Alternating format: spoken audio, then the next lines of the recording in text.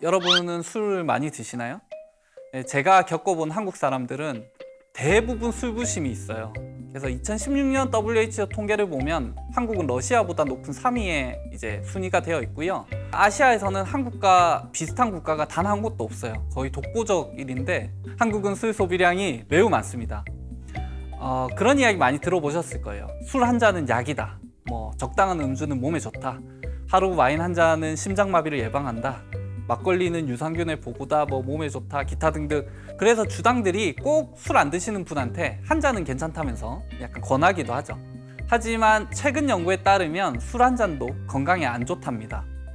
우리는 흔히 술과 간을 연결시킵니다. 그래서 숙취해소제나 이런 광고를 봐도 간 해독을 도와준다는 약들이 많죠. 그런데 사실 문제는 간이 아닙니다. 그러니까 소주 한 병을 마시고 혈중 알코올 농도를 원래대로 혈중 알코올 농도를 그러니까 정상 상태로 돌리는 시간, 그러니까 간이 정상화되는 시간은 70kg 성인 남성 기준으로 5시간이 조금 넘게 걸립니다. 개인 체구나 건강함에 따라 차이는 나겠지만 얼추 하룻밤 지나면 누구나 회복됩니다. 물론 더 많이 마시면 시간이 좀 더 걸리겠지만요. 요즘은 과거처럼 과음하는 경우는 많이 줄었으니까 간은 별 문제가 안 돼요. 하지만 뇌는 다릅니다. 소주 한 병을 마셨을 때 뇌가 완전히 회복하기 위해서 42일 정도가 걸립니다.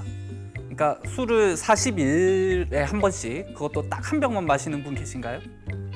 아예 안 드시는 분은 계시겠지만 마시는 분들은 보통 일주일에 한 번 정도는 마시잖아요. 그러니까 결국 우리는 늘 술에 취해 있는 상태로 살고 있다고 보시면 됩니다. 그리고 술 한 잔만 마셔도 암 발병률이 올라갑니다. 알코올은 WHO가 지정한 1급 발암물질입니다. 물론 알코올이 심장질환 등 일부 질병의 예방 효과를 보인다는 연구 결과가 있긴 하지만 그래도 암이나 감염병 발생 위험이 높아지고 무엇보다 뇌 손상을 불러오기 때문에 플러스 마이너스 하면 무조건 위험하고 안 좋은 거예요. 메스암페타민의 종주국은 일본입니다. 1893년 도쿄대학 나가이 나가요시 교수가 개발했죠. 이후 히로뽕이란 이름으로 피로회복제로 판매가 됩니다. 2차 세계대전 당시 일본 군부는 병사들에게 히로뽕을 상시 보급했습니다. 1945년 태평양 전쟁에서 밀려 본토 대결전을 앞두고 있던 일본은 결사항전을 다짐하며 히로뽕을 마구마구 만들어 쌓아둡니다.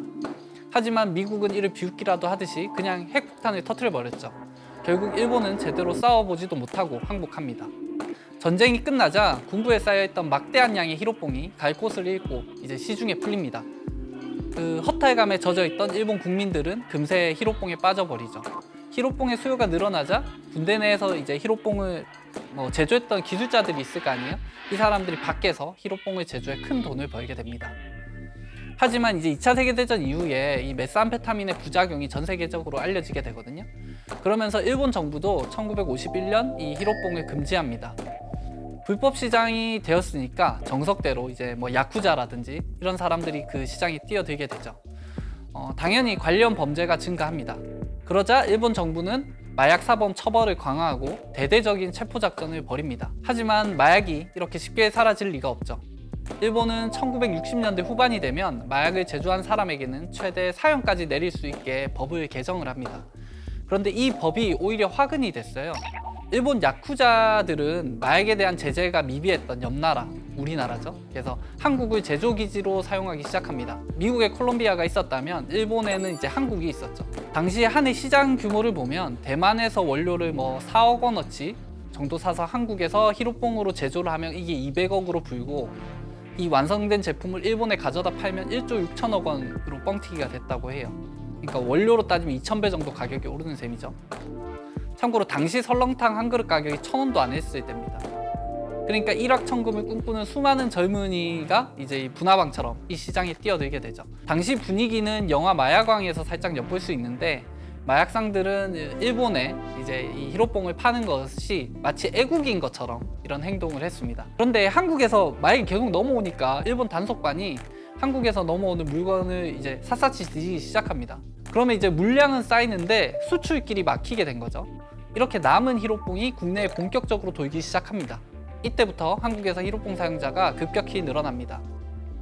다행히 한국은 이제 빠른 경제 성장을 이뤘고 치안도 꾸준히 나아집니다. 허술한 마약 정책도 점점 체계가 잡히죠. 인건비와 물류비가 비싸지고 경찰 수사도 강화되고 한국이 마약 제조 공장으로서의 매력을 잃게 됩니다. 결국 마약업자들은 한국을 떠나 중국과 동남아 일대로 퍼지게 되죠. 하지만 1980년대 국내에 퍼진 히로뽕 사용은 줄어들지 않았고 지금까지도 압도적인 지위를 유지하고 있습니다. 마약에 관련된 실험을 하나 알려드릴까 합니다. 좁은 공간에 갇혀있는 수컷쥐에게 순수한 물과 모르핀을 섞은 물, 일종의 마약 음료를 제시합니다.